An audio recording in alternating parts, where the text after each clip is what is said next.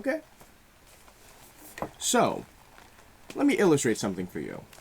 Here I have a brand new DVD copy of Chasing Amy on Criterion, sealed. And we have a four-way road. On each end of the four-way road, we have a obnoxious film fan who thinks his opinions are the only opinions that matter, a respectful cinephile who recognizes that his opinions are not a monolith and accepts hearing other people's perspectives, Santa Claus, and the Easter Bunny. Who is getting the DVD first? Anyone? Anyone? I don't know. The obnoxious film nerd? That's right! It's the obnoxious film nerd. Do you know why? No. No? You don't know why? It's because the other three exist in your imagination!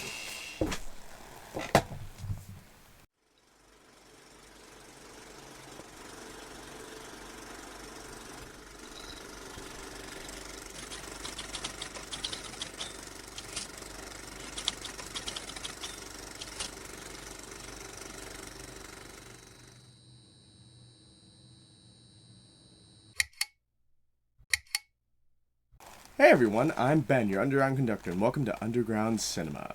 Let me get these glasses off. I love these glasses, but I'm not gonna be able to wear these for the whole video. Oh god, you can hear the squeaking.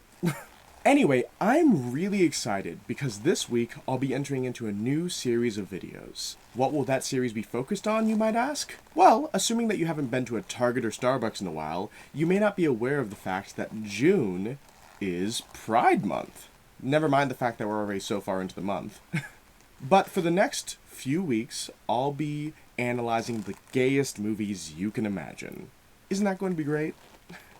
Now, the reason I'm so excited to jump into this new series of videos is because a good portion of the actual underground film scene is heavily composed of queer films. You see, queer cinema as an art form is nearly as old as cinema itself.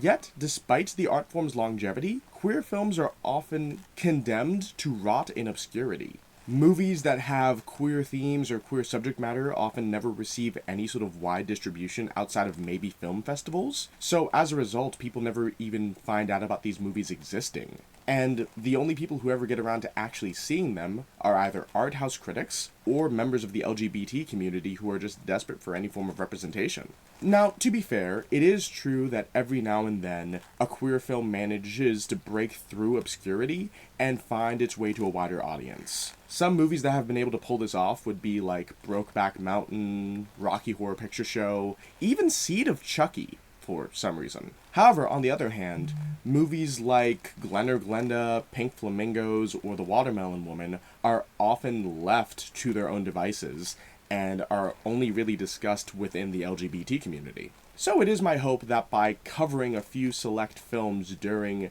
Pride Month, I'll be able to help contribute to the conversation regarding these films which are often ignored. That, and because it's also a good trend for me to capitalize on. Now, that all being said, I also feel like it's important to note that not only is June Pride Month, but June is also the month that I was born. And even though, at time of recording, my birthday has already passed, I figured, what better way to celebrate both occasions than to talk about one of my favorite films of all time, Chasing Amy, from 1997. Now, Chasing Amy is the third feature film from pop culture icon Kevin Smith. He came out with this film about 3 years after he made Clerks, and in that 3-year period, Kevin Smith's life changed drastically, as he literally went from a small-town convenience store clerk to literally one of the biggest names in indie filmmaking. Although, interestingly enough, Kevin Smith adopting this role in the indie film community also coincided with him meeting several queer individuals. Growing up Catholic, Kevin Smith never really had that many interactions with gay people, so once Clerks exploded onto the indie film scene, he suddenly found himself surrounded by them. For example, the film critic that actually discovered Clerks and recommended to Kevin Smith that he actually submit it to Sundance was Bob Hawke, a gay man. Another instance of this occurring is when Kevin Smith made his second film, Mallrats. As I've referenced several times in the past, on the set of Mallrats, Kevin Smith grew a close friendship with film journalist Malcolm Ingram, who is a gay man, and he formed such a close connection with Ingram that he actually helped Ingram to produce his first feature film, Drawing Flies. And in addition to those guys, shortly after Clerks became popular, Kevin Smith also formed a good friendship with lesbian filmmaker Guinevere Turner. And he liked Guinevere so much that he not only gave her a cameo appearance in this film, Chasing Amy, but he also named a character after her in his second film, Mallrats. The character Gwen Turner, played by Joey Lauren Adams in Mallrats, is named after Guinevere Turner, which makes me feel so stupid that I didn't realize that when I reviewed Mallrats, because it's so blatantly obvious. However, while Kevin Smith did become friends with all of these people, the biggest bombshell came from his personal life, when he planned to go to film school, as shortly before he left for Vancouver, his brother Donald came out as gay. Now, there's a few different reasons why Kevin Smith went on to make this specific version of Chasing Amy, and I will get into great detail about those various reasons later in this video. You can trust me on that. But one of the major contributing factors he had to make this specific version of the movie was because he felt like it was kind of weird that there weren't that many mainstream queer romantic films. And he wanted to be the one to sort of get that ball rolling. Because even though Kevin Smith himself is not a gay man, he still wanted to show his support for people like his friends and his brother. And even though Chasing Amy occupies an awkward and somewhat contentious space in the wider history of queer cinema, not only do I feel like Kevin Smith did a pretty good job representing queer people in this film, but I also think that he genuinely created one of the most honest and sincere love stories ever put to film. Of course, this is a very bold claim that I've just made, and like any bold claim, it requires evidence. So with that in mind, what exactly happens in Chasing Amy? Well, Ben Affleck falls in love with a lesbian. That's it. That's the whole movie. I'll see you guys later. Bye.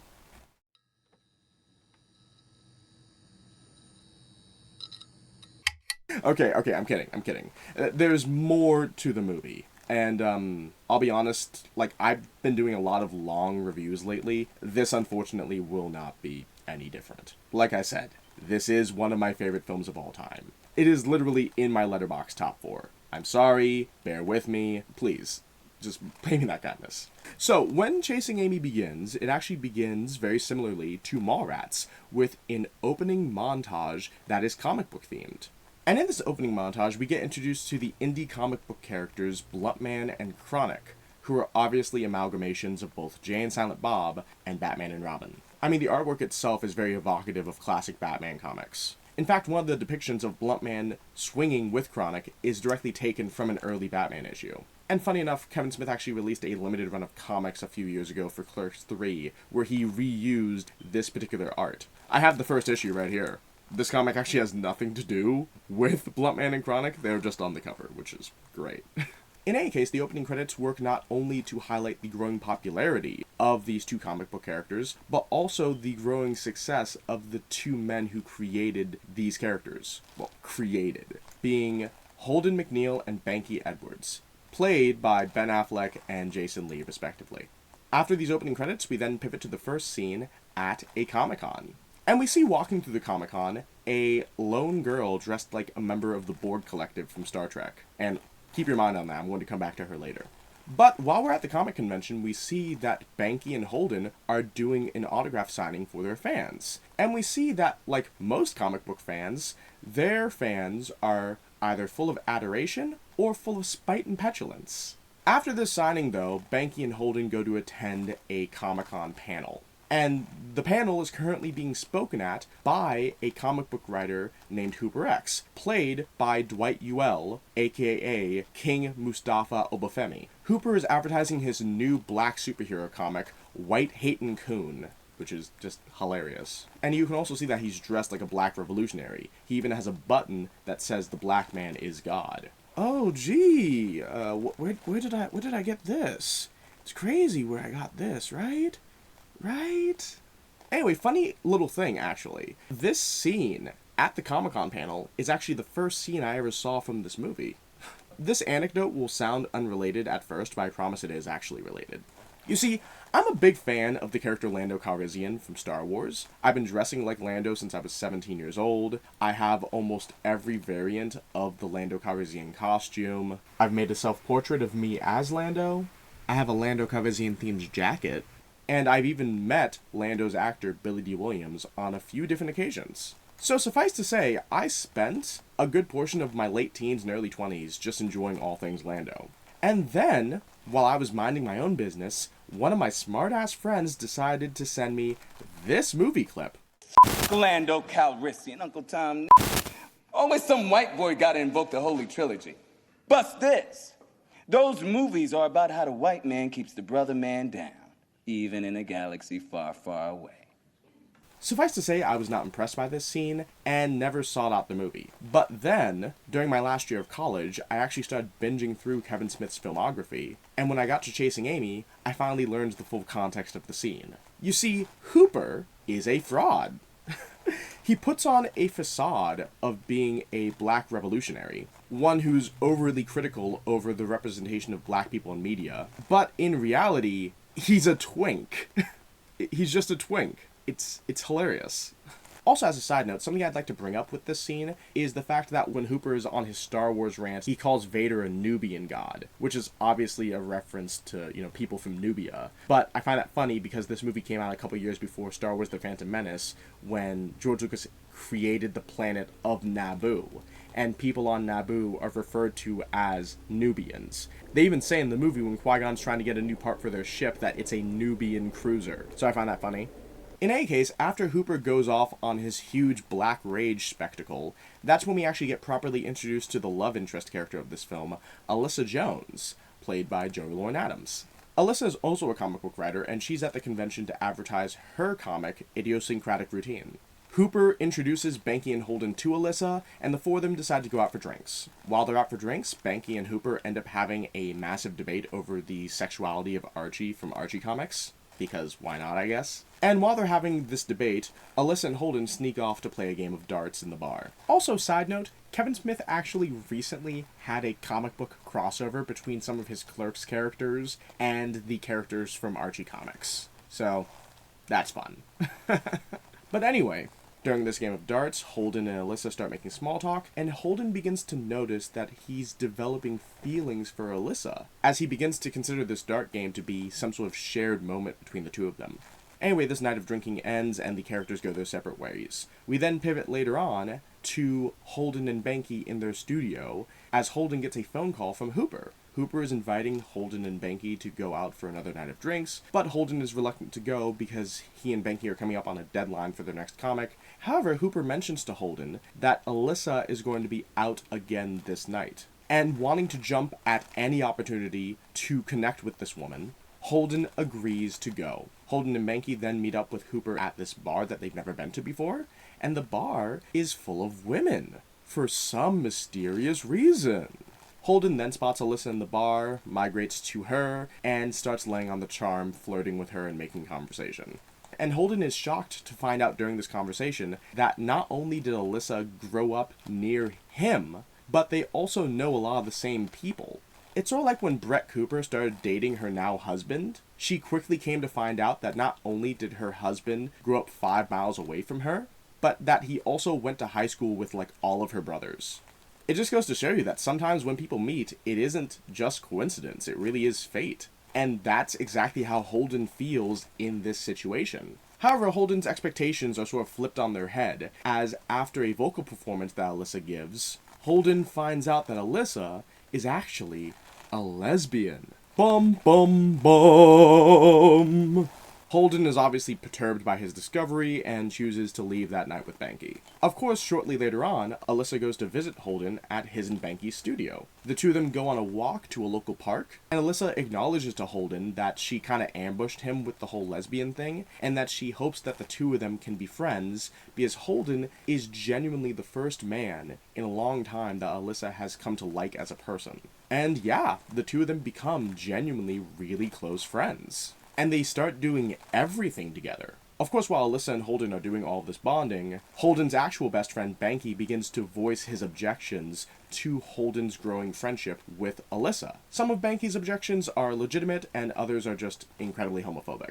But the overall question that Banky is posing to Holden is, what does Holden think he's going to get out of this relationship that he's forming with Alyssa? Because, as mentioned, Alyssa is a lesbian, and there's no real opportunity for Holden to ever sleep with her, so Banky is grilling him on what's the point? What's the point? What's the point? What are you doing here? And Holden finally comes out with it and admits to Banky that he is in love with Alyssa. And it seems like this confession that Holden just made to his best friend was exactly the kick that he needed to communicate his true feelings. As in the following scene, we see that he's having dinner with Alyssa, and following the dinner, Alyssa buys Holden a painting that is called the Dashevsky, which, haha, funny lesbian joke. But Alyssa tells Holden that the reason she bought him this painting was as a constant reminder of the friendship that the two of them have formed. And this is when Holden finally decides to come clean, as he delivers probably the most heartfelt confession of love I have ever heard. I love you. You are the epitome of everything I have ever looked for in another human being. I can't look into your eyes without feeling that longing you only read about in trashy romance novels. There isn't another soul on this planet who has ever made me half the person I am when I'm with you. Even if we never talk again after tonight, please know that I am forever changed because of who you are and what you've meant to me. And it's actually funny because this confession of love is so heartfelt and so well acted from Ben Affleck that Joey Lauren Adams, who plays Alyssa, actually cried while the scene was being filmed. Like, apparently Kevin Smith had to actively try to calm her down during those scenes. That way it looked like the character was maintaining her composure. However, while Joey Lauren Adams was certainly emotionally moved by the monologue that Holden gives, the same cannot be said for her character, as once Alyssa hears this confession from Holden, she rushes out of the car and goes off in the rain. She then yells at Holden for how selfish and unfair he has been, not because he's developed feelings for her, because obviously feelings are involuntary, but because he felt the need to confess those feelings, in spite of who Alyssa is as a person, in spite of her whole sexual identity, and in spite of the very pure friendship that they have formed. She then rushes off in the rain, leaving Holden to his own devices. And as Holden sulks back to his car, that is where we conclude our narrative. You see, despite the fact that Holden's motivations were pure and innocent, it is the case that he was incredibly short-sighted about what he was engaging in. Because while love is pure and wonderful, it can also be selfish and cruel. And in confessing his feelings for Alyssa, he has inadvertently ruined probably one of the best friendships he would ever experience his entire life. And as he's sulking back to his car, he has to now reconcile with the fact that he has to live with this mistake for the rest of his life. Ah! Gotcha again. Against all odds, not only does Alyssa run back to Holden and embrace him romantically, but they actually share a passionate kiss in the rain. It's insane, because this sort of thing never happens. This is so unbelievably improbable. The idea that these two characters get together in spite of literally all odds. Any guy with common sense just knows that you do not try to get with a woman who is not attracted to men. Hell, even I had to learn that lesson. Yet, despite this very obvious reality, the film throws you a curveball and says, no, actually these two do get together. And despite it being a massive curveball, it doesn't really feel like a subversion since we've seen these characters come to know each other and bond emotionally throughout the film. So in a sense, this union between the two characters kind of feels earned. Of course, this joyous peak in the narrative is immediately undercut the next morning, as Holden's best friend Banky walks in on Holden and Alyssa and just walks out in shock. Holden goes to talk to Banky, and instead of Banky congratulating him on the impossible, he just tells Holden that this whole thing can only end badly. Banky says that Alyssa is just too much woman for Holden, and that Holden is just too conservative to deal with the emotional complexity of the situation that he's found himself in. Holden obviously rejects the notion and insists that everything will be fine, but Banky just says that he doubts it. Now, obviously there's a lot of great dramatic dialogue scenes in the latter half of this movie, but I feel like this one between Holden and Banky is often slept on because it is truly a great scene. Not only does this scene highlight the dramatic acting talent that Jason Lee possesses, because Jason Lee is obviously more heavily associated with comedic roles, but it also offers some much needed complexity to Banky's character. Complexity that has only been hinted at this point. Banky feels an innate jealousy for Alyssa because he feels like Alyssa is stealing his best friend from him, which is a very common feeling that a lot of guys have when their friends enter in relationships with women. But in addition to that, you can tell that there's also a genuine concern that Banky does have over his best friend. Because like I said, Holden has literally achieved the impossible here. And he's already admitted to Banky that he's in love with this woman. And Banky knows that if this love is real, that when the relationship inevitably implodes, it will crush Holden. And he doesn't want that to happen. Banky says he doesn't want the last 20 years to be wasted. And he's not talking about their partnership, he's talking about their friendship. Because he knows that this relationship could destroy Holden. Of course, beyond the plutonic jealousy and the genuine concern that Banky has for Holden, there is also a hint of romantic jealousy thrown into the mix as well, which I'll talk about a bit later. But in any case, following this sorrowful scene between two friends, we then pivot to another scene showing the turbulence that Alyssa is now going to have to face with her friends. In this scene, we see that Alyssa is hanging out with a bunch of her lesbian friends, packing up copies of her comic to ship out. And during this scene, Alyssa confesses to her friends that they're in love, and they try to pin down who she's in love with. But then they notice that Alyssa is playing the pronoun game, that she's not using gendered language, and they start pushing her to ask what the situation is. Alyssa eventually confesses that she is in fact dating a man, and a harsh silence occupies the room, as the tension becomes so thick that you can literally cut it with a knife. And after this moment of silence ends, you see a couple of Alyssa's friends refill their glasses of wine, as one of them just says, passive-aggressively, "Another one bites the dust." Now, I remember when I first saw this movie, and when that scene first came up, I was genuinely blown away. Because while it is clear throughout different points in this film that Kevin Smith doesn't understand certain aspects of lesbian culture, this scene in particular is just so nuanced in the way it depicts a group of friends feeling betrayed over something that another friend has done. And I just thought to myself, this is just so amazing. How did Kevin Smith come up with this? And then, after looking into it, I found out that he didn't. Well, he kind of didn't. Let me explain. Now, as I mentioned earlier, shortly after Clerks became a huge success, Kevin Smith became friends with the lesbian filmmaker Guinevere Turner. And the same year Clerks came out in 1994, Guinevere Turner had co-written and starred in a lesbian rom-com called Go Fish. Now, I've actually seen Go Fish, and in Go Fish, there's a scene where a group of lesbians are holding a makeshift trial for one of their own, because this woman in particular has apparently broken ranks and had sex with a man. Now, I found this out while I was doing research for this review, but apparently, when Kevin Smith saw Go Fish, he found that scene so interesting that he eventually took inspiration from it when he wrote the pronoun game scene in this film. Although, with all that being said, I actually do find it pretty interesting that the scene in Chasing Amy is actually pretty nuanced in comparison to the scene in Go Fish. Like, the lesbian trial scene in Go Fish is very overtly aggressive, as the lesbians that are holding the trial are very insulting and degrading towards the woman that they're ostracizing. They say that she's not a real lesbian, that she just can't resist dick, and they tell her that if she's bisexual, she should just say that she's bisexual, because none of them want to have sex with a woman that has sex with men. Like, it's a very overtly blunt and aggressive scene, and considering that Go Fish was made by lesbians, for lesbians, about lesbians, I just kind of find it funny that, by comparison, the movie that was written and directed by a straight white guy, who has never been known for his nuanced dialogue, by the way, is just more nuanced by comparison. It's weird. Like I said, the scene in Go Fish is just very aggressive, and by comparison, the scene in Chasing Amy is more passive-aggressive. That all being said, the fact that Kevin Smith took inspiration from that scene in Go Fish when he was writing this scene shows that this scene is at least culturally accurate in spirit.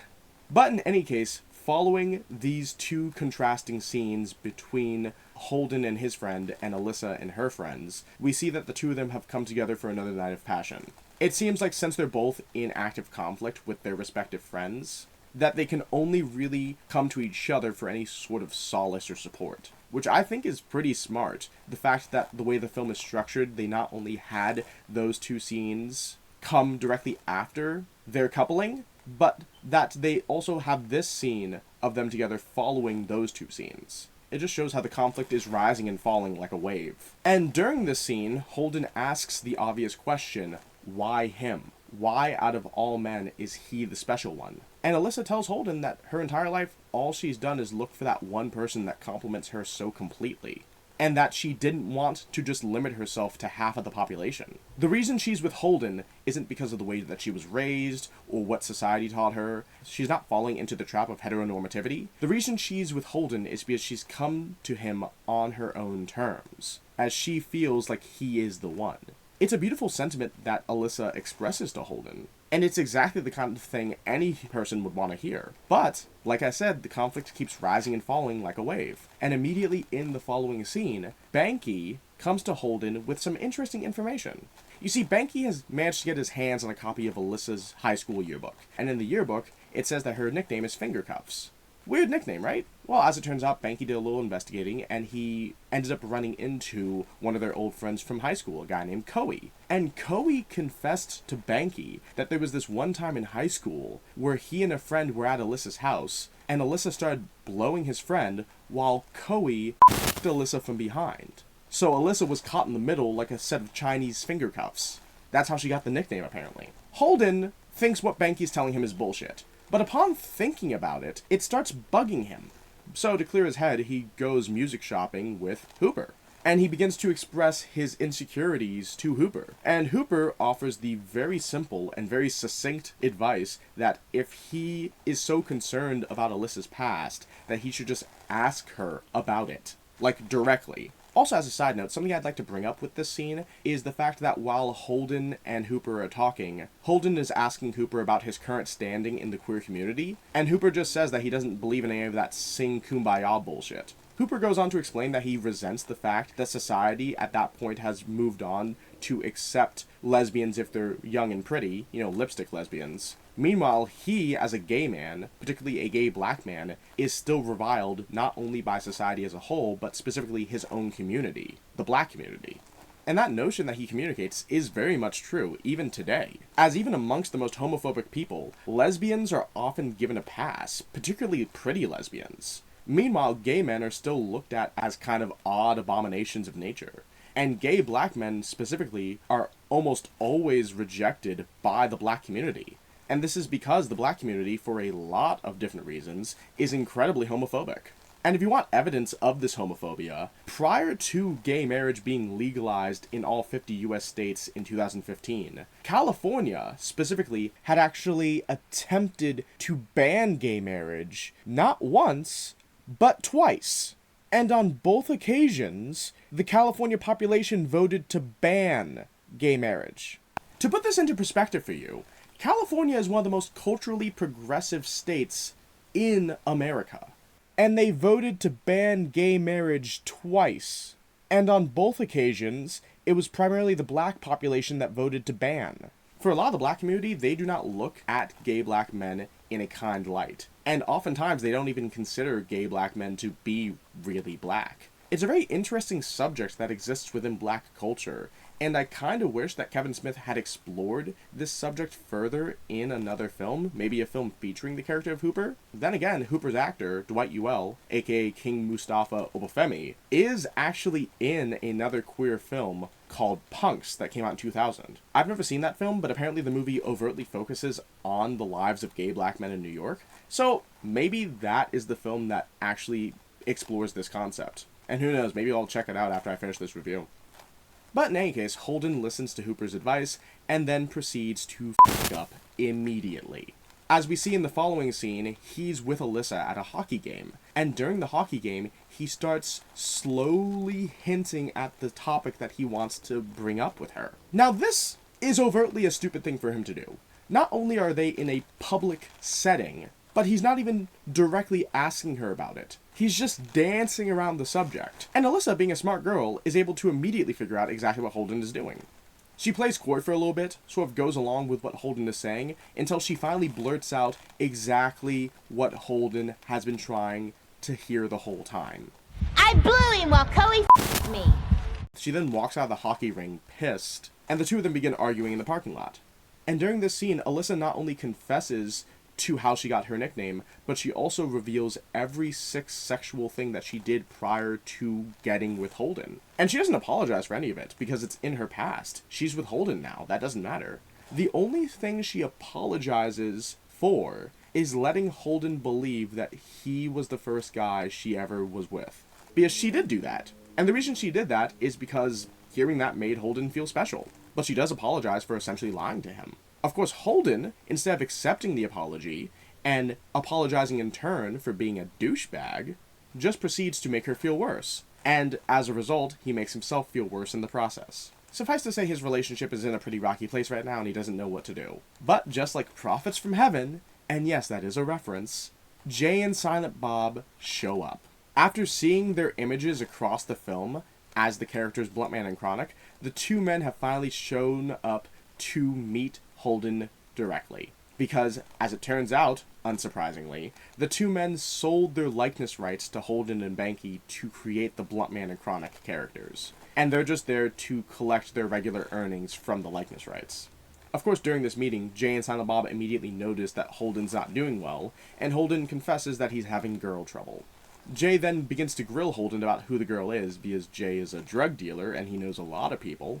And Holden's like, you won't know her. And Jay's like, I would know her. Come on, who's the girl? And Holden eventually admits it is Alyssa Jones. And Jay's like, oh my god, it's finger cuffs, dude? You're dating finger cuffs? Oh my god, dude, this guy's dating finger cuffs.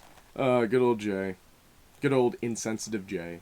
But, Holden begins to explain his situation. The fact that she's had all these experiences and it just makes him feel uncomfortable. And that's when Silent Bob has his signature one line per movie. Except it isn't just one line. It's one long monologue. As Silent Bob explains to Holden that he's chasing Amy. Which, that's the name of the movie. Guys, that's the name of the movie. Anyway, Silent Bob goes on to explain that he had a girlfriend a couple years ago named Amy that he fell deeply in love with. But, despite being in love with her, he just couldn't get over her past. It made him really insecure. And eventually he just called Amy a slut and broke things off with her. Of course, he eventually realized how stupid and immature he was being, but by then it was already too late. She had moved on to someone else. And ever since then, Bob has gone out chasing the love that he's lost. He's been chasing Amy. Anyway, Jay and Silent Bob leave, and then Silent Bob just says, do or do not. There is no try. Which, obviously Yoda line from The Empire Strikes Back. Because as established in Mallrats, Silent Bob is a massive Star Wars fan. And just like in typical fashion, Holden takes exactly the wrong message from the advice. Holden basically calls a meeting between him, Banky, and Alyssa. And after he gets the three of them together, he says, okay, the three of us have conflict. Alyssa, you and I have conflict because you have a big past, and I emotionally just can't get over that. And Banky, you and me have conflict because you resent Alyssa for stealing me away from you. And it's clearly because, Banky, you are in love with me. Banky scoffs at the notion, and he gets up to leave. But Holden just immediately kisses him, and Banky falls back on the couch in shock. Holden then suggests to the three of them that there's only one way to close this rift in their relationship. And Alyssa knows exactly what Holden's going to suggest. She hopes that he's not going to do it, but he does it. He says that the three of them need to have sex with each other. Because it's the only way to reconcile all of their differences. It will stop Holden from feeling insecure about his sexual inadequacy. It will stop Banky from resenting Alyssa. And it will guarantee that the three of them will stay together and stay strong. Banky reluctantly agrees to the idea, because obviously he wants to keep his friend. But Alyssa says no. And as soon as she says no, Banky just lets out a exclamation of relief. Alyssa points out to Holden, very obviously, that this is a terrible idea. This is just a plain terrible idea. Holden says that he's thought of everything, but no, he hasn't. Alyssa then goes on to explain that a million things could go wrong. Which, yeah, obviously a million things could go wrong. Sex is obviously incredibly complicated. Like, it is true that there are people in the world that can have sex casually without any emotional hang-ups, but it is undeniably the case that sex is incredibly emotional and spiritual. That there's a lot of moving parts when it comes to a sexual encounter with someone. And that's just with two people. If you add a third person into that mix, and all three people have very close relationships with each other, that's just a recipe for disaster. Especially if there's been standing conflict between the three people. But yeah, Alyssa rejects Holden's suggestion. She expresses to Holden that she will always love him, but she's not going to be his whore. And she leaves, telling Banky that Holden is his again. Of course, at this point, Banky doesn't want Holden either, and he walks to his room, leaving Holden to sit with his own thoughts and stupidity. After that, 1 year passes, and we see that Banky is sitting by himself at the same Comic-Con that we saw at the beginning of the movie. He has apparently come up with a new comic called Baby Dave, and has apparently broken off his partnership with Holden. But despite breaking off his partnership, we can see in the distance that Holden is at that same Comic-Con. And even though him and Banky aren't necessarily friends anymore, the way they're interacting, it's clear that they're at least on good terms with each other. We then see that Alyssa is also at this Comic-Con advertising her new edition of Idiosyncratic Routine, and that she has a new girlfriend called Potser. We then see that Potser leaves the table for a minute, and as soon as she leaves the table, someone walks up to Alyssa's booth and puts down a comic for her to sign. The comic is called Chasing Amy. Alyssa then goes on to say that this isn't one of hers, and then she hears a voice say, "I know, it's one of mine." And she immediately recognizes the voice as Holden's voice. This is evidently the first time the two of them have seen each other since their breakup, and Holden goes on to show Alyssa the comic, as the comic basically chronicles the ups and downs of his relationship with Alyssa. Alyssa's obviously moved by this comic, as it's basically an acknowledgement of the peaks and valleys of her relationship with Holden. Holden then gives Alyssa that copy of the comic, and he leaves. And as Alyssa's girlfriend comes back asking who that is, Alyssa just says, "Just someone I used to know." Of course, this isn't the end of the movie yet, as we see the Borg Collective girl from the previous Comic-Con, only now she's finally found another Borg to integrate into her collective, which is so nice. It's so nice that at least one character in this story gets a happy ending. And yeah, that's the end of Chasing Amy. For real, I'm not joking, it's actually the end of the movie this time. Now, like I said, this is one of my favorite films of all time. And not only is it one of my favorite films of all time, but I genuinely believe that this is Kevin Smith's best film. Like, I know a lot of people will say Clerks is his best film, and I love Clerks. Clerks is also one of my favorite films. And a lot of people will also point to Dogma as his best film, as Dogma is admittedly probably the best piece of religious satire ever made. But Chasing Amy, I feel, is probably his most emotionally honest work, as it just goes on to chronicle the story of how you can find love, but how, through your own actions, you can also lose that same love. It's a story that's so touching, and also a story that's seldom ever covered in really any other place. And a lot of that also has to do with the fact of how cheap Chasing Amy was to shoot. The budget of the film was only $250,000, and it does not look that at all. And I know that $250,000 does sound like a lot of money, and it's almost 10 times the amount of money that Kevin Smith had when he made Clerks.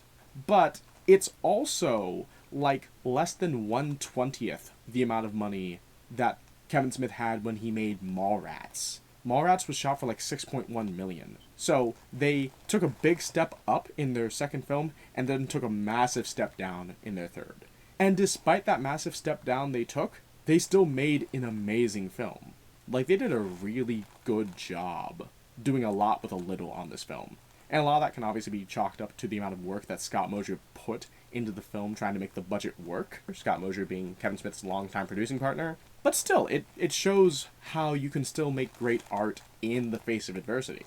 And if you don't believe me that this is Kevin Smith's best film, that this is his magnum opus, not to be confused with magnum opus, this is the only Kevin Smith film that is actually in the Criterion Collection. Legitimately, this is a Criterion DVD. Now, obviously, I don't want to sound like a film snob, but Criterion, generally speaking, only adopts films into their library that they consider to be of a certain artistic quality. So the fact that this is the only Kevin Smith film in their collection, I think speaks volumes, really.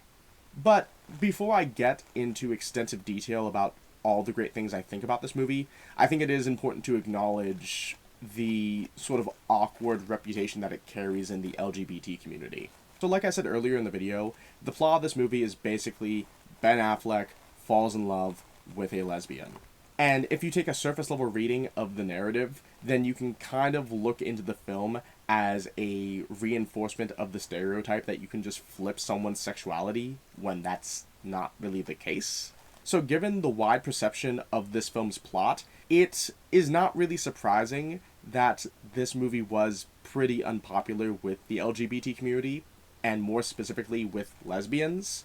Although, if I could play devil's advocate for a minute, I think it's incredibly apparent within the context of this film that Alyssa ending up with Holden makes perfect sense given her character's history. Like, the way her character is written is that she's an experimental person. She spent her entire life trying different things. And the fact that they reveal in this movie that she's been with men before, I think does offer some in-universe justification for her ending up with Holden. And I also think that it is fair for Alyssa to retain her title as a lesbian despite the fact that she enters into a relationship with a man. Because, as mentioned earlier, in the lesbian rom-com Go Fish, there is a lesbian woman who has been put on trial, basically, for sleeping with a man. And despite the fact that the lesbians in that film are overtly judging her for that fact, the film itself does not take the stance of, oh, well, she's not actually a lesbian. The characters in the movie do, but the film itself doesn't. I mean, I feel like it's a pretty commonly accepted reality at this point that sexuality exists on a spectrum, so I think it's fair for a person to call themselves whatever they like. I mean, I can still understand why the perception surrounding this film makes it unpopular in the LGBT community, but I don't think that necessarily has a negative impact on the film itself. And moving on from that, this unpopularity is actually explored in great detail in the Chasing Amy documentary, Chasing Amy, directed by Sav Rogers, who I have met. Great guy, great documentary, and it's actually quite interesting because a major through line in that documentary is the fact that the director transitioned while the documentary was being made. And despite transitioning, Sav still retained his relationship with his then girlfriend and now wife. And despite the transition, Sav's wife still refers to herself as a lesbian, because that is her identity. So right there you have kind of a real-world example of a lesbian ending up with a man and still keeping that title. Moving on from that, though, the documentary Chasing Amy also does a pretty great job in terms of dissecting and criticizing the many queer aspects of this film. And unlike the previous Chasing Amy documentary, Tracing Amy, it takes more than just one section to explore the queer implications of Chasing Amy, as there are many instances in this film that communicate that Kevin Smith doesn't really have direct understanding of the queer experience. In fact, Guinevere Turner appears in the Chasing Amy documentary, and she points out how one of the most ridiculous things in this movie is during the swing set scene where Alyssa and Holden are talking, and Alyssa is giving a visual depiction of lesbian fisting, I guess. It's overtly a weird sequence, and, you know, it's a funny thing, because Kevin Smith had Guinevere Turner read this script before he began production of the film, and Guinevere Turner didn't really have that many notes regarding lesbian representation in this movie, but once the film was finished and she saw that scene, amongst others, she was like, oh, what the f- is this? Like, it's very clear that Kevin Smith doesn't know how lesbian sex works, but, you know, they also acknowledge this in the same documentary. The fact that when Kevin Smith made this film, he didn't make it from a queer lens. He made it from the lens of a man who is friends with queer people, who knows queer people. So given that reality, he could only really tell a story from that perspective. And I think the fact that Chasing Amy as a film is kind of an interesting character introduction into aspects of queer culture, I think is actually a really interesting meta-framing. Because you see that the buddy duo in the movie, Holden and Banky, have basically no understanding of queer culture, so a good portion of the movie is spent with these characters learning about queer culture as the story progresses. They're basically acting as the audience POV, discovering more about the LGBT community as we do, which I think is a really interesting introductory device. And I think that narrative device is interesting in the way that it also extends to the character of Banky as the, homophobe of this movie. Banky in this film fills the archetype of the stereotypical homophobe who just hates all things gay, and resents Holden for spending so much time with a lesbian. He even accuses Holden in this movie of being programmed, ideologically programmed by this woman. But Kevin Smith has gone on to explain that the reason Banky is like this is because he's a self-hating, closeted gay man. And this aspect of Banky's character is explored in his later film, Jay and Silent Bob Strike Back, as we see that the characters of Banky and Hooper are actually dating in that film.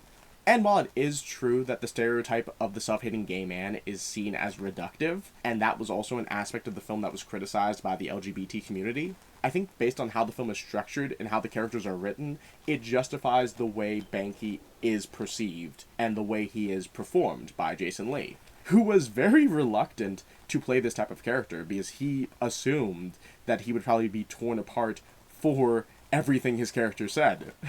Of course, that does bring us to one of the highlights of this film, the performances. Everyone in this movie is amazing. As I mentioned earlier, Jason Lee gives a really interesting and complex performance, blending comedy and drama, as a character who is very irreverent, but also very afraid of losing his friend. Meanwhile, Holden does an amazing job playing a short-sighted character who likes to believe that he's more open-minded than he actually is. I also enjoy how subtle aspects of Holden's performance illustrate how uncomfortable he is as a man. Like in the scene when he's on the swing set with Alyssa. While Alyssa seems loose and like she's enjoying herself and having a good time, Holden is sort of just hanging there and he looks really tight and uncomfortable. And I think that's just a really interesting piece of body language acting. It sort of reminds me of how in Lost Highway, the David Lynch film, you see a shot of Bill Pullman's character with his legs crossed on the couch next to his wife. Meanwhile, the two other men on the couch, they have their legs spread wide open because they're more comfortable than him. Yeah, I just like little acting moments like that. And talking about other character moments, the scene when Banky is doing the $100 bill drawing, while he's doing that drawing to make a point to Holden, something I really enjoy about it is the fact that he quick draws a visual depiction for him, and that illustrates the fact that Banky actually does know art. He does know how to draw. Like, he's more than just a tracer, like he was accused of being earlier in the movie. Like, I enjoy that.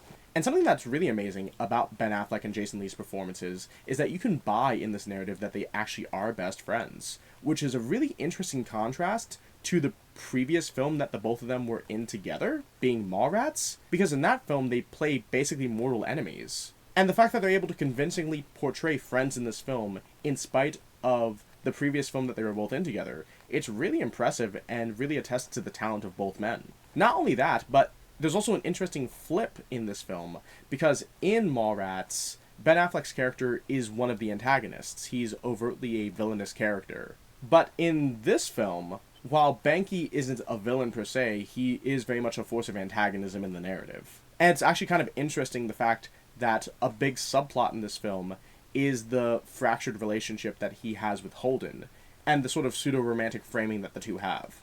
Or maybe it is overtly romantic because, you know, as mentioned, Banky is gay. Of course, the highlight of this film really is Joy Lauren-Adams as Alyssa Jones. She's absolutely phenomenal in this film. And I'll get a bit more into why this film was sort of tailored to her a bit later. But she gives such a strong performance in this movie. And so many scenes, like the scene of her and Holden in the rain, or the scene of them arguing outside the hockey rink, they just breed emotion, as you can truly believe that she is genuinely this upset when she's talking to Holden. And there's also so many facial nuances with her character, like during the actual hockey game, or in the final scene when Holden suggests the three-way, that just illustrates the control that she has over her facial muscles. She gives such a good performance in this movie, and apparently she was even nominated for a Golden Globe for her performance in this film. And frankly, I think that she deserved to win. She's great in this movie. And not only her performance, but all the characters' performances in this movie are elevated more by the aesthetic elements of the film, like the sound design and the cinematography.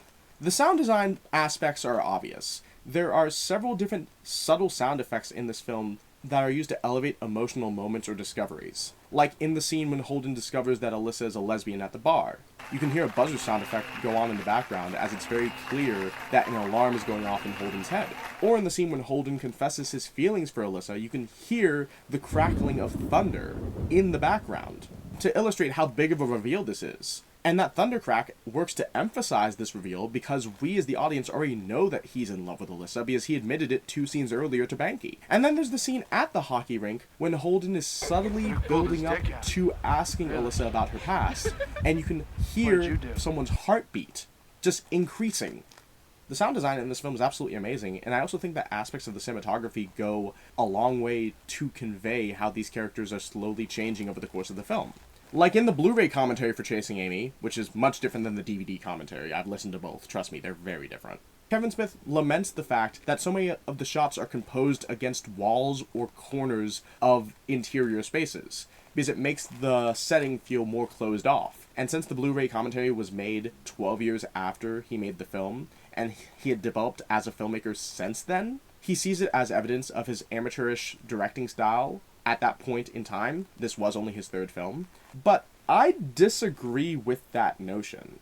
I do understand Kevin Smith's perspective. The fact that so many camera shots are composed against walls and corners without any windows does make the space feel closed off. It's sort of similar to like how in The Empire Strikes Back, before George Lucas edited it in the special edition, the original version of Cloud City didn't have any windows, and then he digitally added windows later to open up the space. But I think the fact that so many shots are closed off are sort of symbolic for the closed-off nature of the characters Banky and Holden. The fact that so many of these interior shots are in their studio, for instance, and you don't look out the window of their studio almost at all, it shows that these 2 men have sort of closed-off worldviews. The only difference is that Holden isn't aware that his perspective is closed off. Meanwhile, when Alyssa initially shows up, that's when the cinematography starts to open up. A great example of this would be like in the train station scene when he goes to call her. Because you see that in so many shots with Alyssa, you can see a window behind her, which communicates her open lifestyle. And as she's getting closer to Holden, his mind is also opening, so you see subtle integration of windows in his shots as well.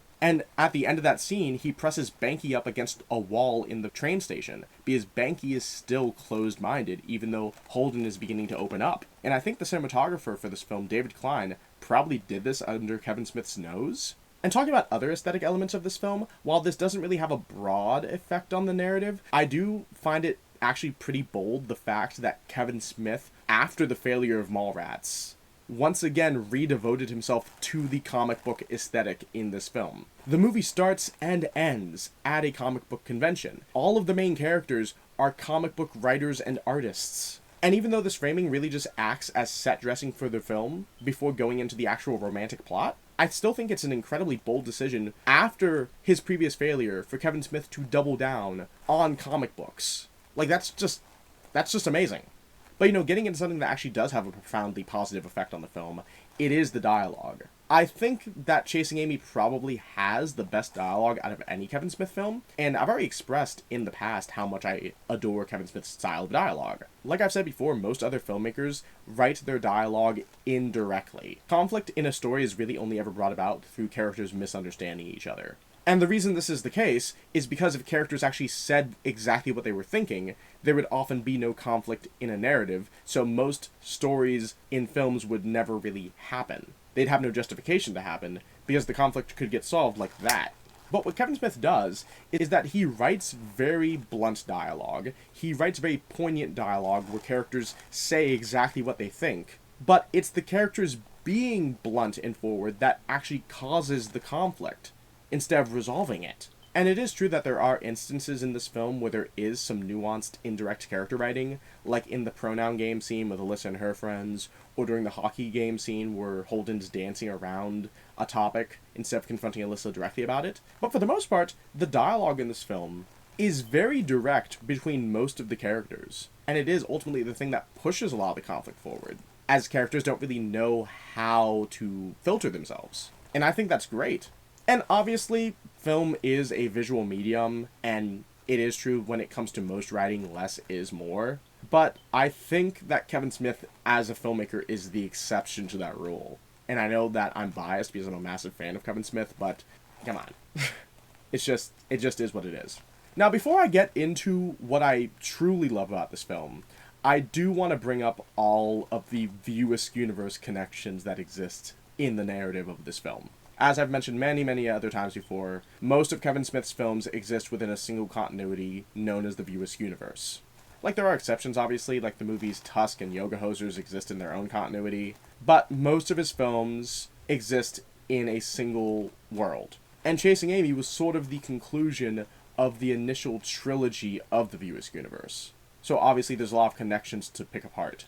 Noticing these various connections isn't just fun for me, which it is, but it also helps to contribute to that overall concept of a shared history that I referenced in my Clerks review. Plus, these connections just really help to make the narrative feel lived in. I wrote a bunch of them down, so I'll just read them out the same way I did with my Mallrats review. First off, when we get to the Manhattan Comic-Con, it says that the Comic-Con is hosted by Flanagan Events, which is an obvious reference to Walt Flanagan, aka the Lon Chaney of the 90s. When we go back to the Comic-Con at the end of the movie, we hear an announcer say that they have the upcoming comic for Walt Flanagan's dog, which is obviously a reference to the joke from Mallrats about Walt Flanagan's dog, but I think that's also probably foreshadowing for the Oni double feature comic, where we actually get to see the story of Walt Flanagan's dog, because that comic came out in 1998, a year after this movie came out. So it might be just subtle advertising for that. As I've mentioned in previous videos, Alyssa's two sisters, Heather and Trisha, appear in Kevin Smith's previous two films, Clerks and Mallrats, respectively. When Holden is quizzing Alyssa about the downtown New Jersey area, she mentions that she's been to the Eden Prairie Mall, which is the mall from Mallrats, and she mentions the Quick Stop.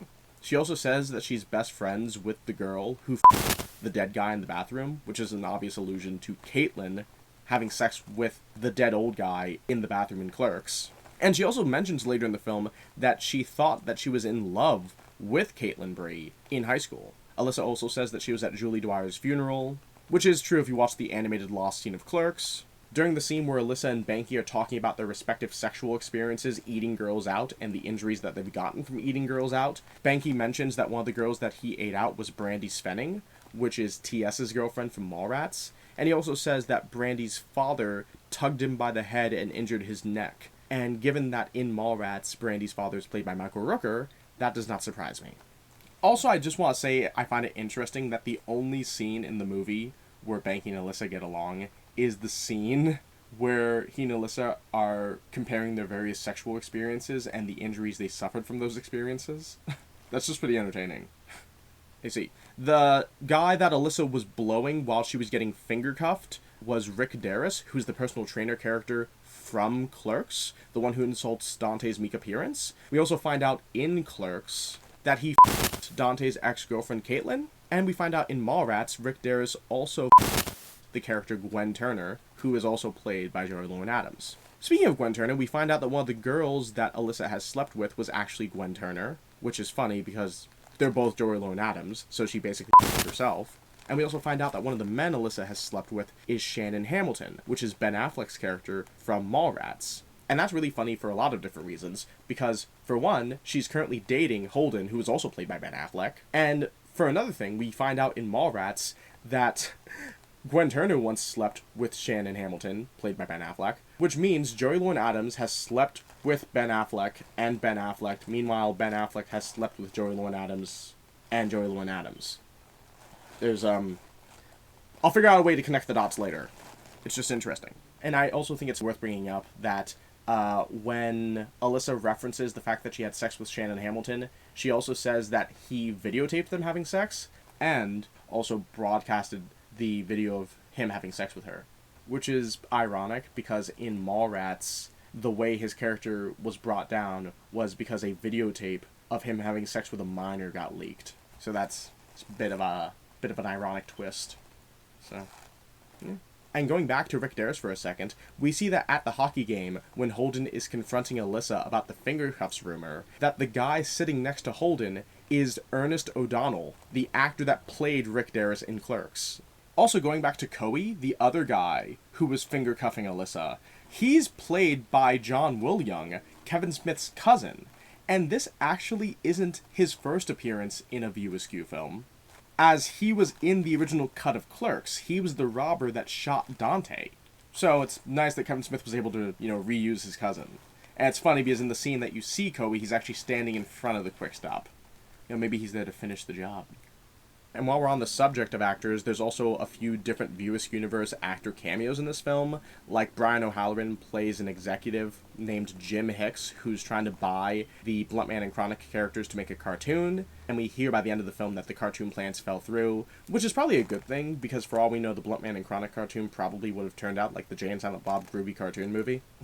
Also, I just want to say how I think it's, like, really smart, the fact that Jay and Silent Bob only have one scene in this movie, because you see them throughout the entire film as the characters Bluntman and Chronic, but you don't really see them until that one scene. And that one scene happens to be one of the most important scenes in the movie. So it's kind of an interesting framing that these two characters who tie a lot of the View Askewniverse films together are sort of reserved for one of the most important scenes in a relatively serious film. I just find that interesting. Moving on from that, we also see that the waitress in the diner that's serving Jay, Silent Bob, and Holden is played by Kristen Mosier, who is Scott Mosier's sister. Scott Mosier, near the beginning of this film, also has a cameo where he accuses the character of Banky of being a tracer, because Banky is the inker on the Bluntman and Chronic comic books. And after they get into a fight, Banky calls Mosier a cockknocker, and Cockknocker would actually become one of the Bluntman and Chronic villains in Jay and Silent Bob Strike Back. He's actually played by Mark Hamill in Jay and Silent Bob Strike Back. You also see that during the Comic-Con scenes that the fanboy who is gushing over Holden and then Banky, respectively, is played by Ethan Suplee, who of course played Willem Black in Mallrats. And he's exclaiming how much he loves Bluntman and Chronic and how he sees them as a cross between Bill and Ted and Cheech and Chong, who are, two other iconic, comedic duos. Meanwhile, Holden insists that Bluntman and Chronic are more like Rosencrantz and Guildenstern, I think from, Macbeth.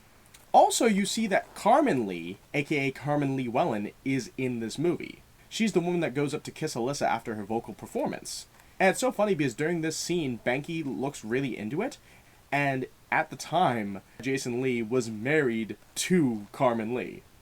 So, and we also see that at the Comic-Con, that Alyssa's new girlfriend, Potster, is played by Kevin Smith's sister, Virginia Smith. And I feel kind of stupid that I didn't recognize Virginia Smith's cameo in this movie, because I recognized every other single actor in this movie. I even noticed Matt Damon in the background of a scene. But I didn't recognize her. It wasn't until I watched, I think, the DVD commentary that I realized, oh, that's Virginia Smith. Another small aspect of the film that I want to bring up is that when Holden is looking at Alyssa's yearbook in the park, next to her picture, there's a picture of a guy named Scott Purcell, and Scott Purcell is one of the names thanked in the credits of this movie, and I have no idea why. It's just a small detail I noticed. I tried looking into it, can't figure out why, just kind of interesting. I do know that the yearbook in the movie is a real yearbook, and they just stuck Jerry Llewellyn Adams' face in it, so maybe it has something to do with that. But moving on from that, even though we've covered all the main View Askewniverse connections in this film, there's also kind of a subtle, maybe unintentional connection that I'd like to bring up. It's during the scene when Jay and Silent Bob meet up with Holden, and Silent Bob is telling his Chasing Amy story, and Jay says, when did you meet this girl? When you were in Vancouver or something? And that could be a reference to the fact that Kevin Smith went to Vancouver Film School, but it also could be a reference to the movie Drawing Flies, because Drawing Flies takes place in Vancouver, and we see in Drawing Flies that Silent Bob is in Vancouver by himself. He's not with Jay, he's there in Vancouver by himself. And there's a scene in the movie when Jason Mewes' character is flirting with Joey Llewellyn Adams' character, a hippie chick, and instead of going with Jason Mewes' character, she runs over to Silent Bob. So, considering that in this movie, Chasing Amy is a metaphor for chasing Alyssa, and Alyssa's actress, Joey Llewellyn Adams, is in Drawing Flies, and she runs over to Kevin Smith's character, it'd be funny if that was a reference to that. And it might not be, but that's kind of interesting. And, when the two leave, they also say that they're going to Chi-Town, which I think is supposed to be, foreshadowing to the fact that they'd be in Dogma next. And at the end of the movie, it says Jay and Silent Bob will return in Dogma. And they promise this time, because obviously it said that at the end of Clerks as well. But, that scene with the Chasing Amy story brings us to why Kevin Smith made this film to begin with. Like I said earlier, Kevin Smith wanted to offer representation to members of the LGBT community. And another motivating factor he had behind making this movie is the fact that his longtime producing partner, Scott Mosier, had a massive crush on Guinevere Turner. So, the basic story of Guy falls in love with lesbian came in part from Scott Mosier's relationship with Guinevere. And I find that funny because that would mean that Alyssa is technically the second character played by Joey Llewellyn Adams that was based on Guinevere Turner. The first being, once again, Gwen Turner. So, that's interesting. Joey Lauren Adams has played two separate women that were technically based on Guinevere Turner, at least in concept. But Alyssa's character in this movie wasn't just based on Guinevere Turner. Alyssa's character in this movie was written specifically for Joey Lauren Adams. Because, as I've mentioned in other videos, Kevin Smith, at the time, was dating Joey Lauren Adams. And probably the main motivation he had for making this movie was to reconcile the insecure feelings he had dating Joey Lauren Adams. Because she was out of his league. And it wasn't just because she was, more attractive than him. It's because she had a bigger life than him. She had traveled around, she had met very interesting people. In fact, the actor that plays Hooper, Dwight Ewell, aka King Mustafa Obafemi, was a friend of Joey Lauren Adams. That's how he got into this movie. But she had just a big, big life. And by comparison, Kevin Smith was a small-town kid that came from New Jersey. So he was never able to really get past the feeling that she was too good for him. And obviously that didn't really matter to her, but it mattered to him a lot. And he took out a lot of his frustration on her during their relationship. So him making Chasing Amy was really meant to help him sort of reconcile the insecurity that he felt dating such a wonderful woman. But that's really the best part about Chasing Amy, and the reason why it's one of my favorite films. It's because, more than any other film, Chasing Amy offers an earnest depiction of male insecurity. And also, something pivotal about this theme of male insecurity is that it feels like it sort of offers a narrative conclusion to Kevin Smith's first three films. Narrative conclusion to the New Jersey Trilogy. Because each film explores a different aspect of growing up as a young adult. Clerks is all about accepting personal responsibility, Mallrats is all about learning compromise in relationships, and Chasing Amy is all about male insecurity in those same relationships. And the fact that Chasing Amy is able to carry forward those themes of growing up as a young adult and actually accepting adulthood makes it feel like Kevin Smith is finally getting back to his roots. Because, as I've mentioned in my Drawing Flies review, it sort of felt like Mallrats was him selling out a little too early, and that's not throwing shade to Mallrats, it's just the reality of the situation. But meanwhile, Chasing Amy is a much more honest story. You put aside the queer subject matter and the comic books, it really is just a story about love, and how a man can sacrifice that love because of his own ego and insecurity and feelings of inadequacy. And that is why this movie is so great. A lot of the time in the cinematic landscape, when you explore male insecurity as a theme, it's often misinterpreted. Like in movies like Fight Club. Like, Fight Club is an amazing film, but so many men look past the fact that it is a film that is critiquing male insecurity. But with Chasing Amy, there's no misinterpretation. The theme isn't hidden behind layers of allegory or metaphor. There's no way for it to be misconstrued. There's no way for you to misread the theme. And normally, a lack of artistic interpretation would be a bad thing. Normally, it would feel like the film was pushing some sort of message, or falling into a realm of propaganda. But it doesn't, because it's a real story about a conflict that most men deal with at some point, being insecure about the woman that they're with, and how truly foolish that is. Holden is a man that literally found true love, against all odds. And yet, despite that, he ruined it for himself. The reason the ending of this film is so powerful isn't just because it's tragic. It's because it's self-induced by our central character not being able to get past his own emotional hang-ups. He isn't emotionally mature enough to move past his concerns. And even though we see that his character in the epilogue of the film has begun the process of emotionally recovering and growing as a person, there's no real way to recover the relationship that he lost. It's just gone. So that's really the lesson you have to take away from this movie. The fact that when someone great comes along, when someone who compliments you so completely enters your life, you have to accept that. And that's not to say that you shouldn't communicate with them regarding issues that you're having. Obviously, relationships are built on proper communication, and that isn't to say that you shouldn't be able to voice your insecurities or your feelings of inadequacy. Your partner is there to support you and to help carry you, just like you help carry them. But it is really important at the end of the day not to self-sabotage. Because oftentimes when something good comes along, it's really easy to feel like you don't deserve it. But you do. You really do. You deserve love. Doesn't matter who you are. Black, white, gay, straight, whoever you are out there, you deserve love. and you owe it to yourself not to ruin it for yourself. So yeah, that was my review of Chasing Amy. I really hope that this isn't too long. I hope that it at least ends up being shorter than my Mallrats review. But I hope you all enjoyed it. Please feel free to subscribe if you're feeling generous. You can also follow me on Instagram or Letterboxd if you want to hear more of my film takes. And I will see you later.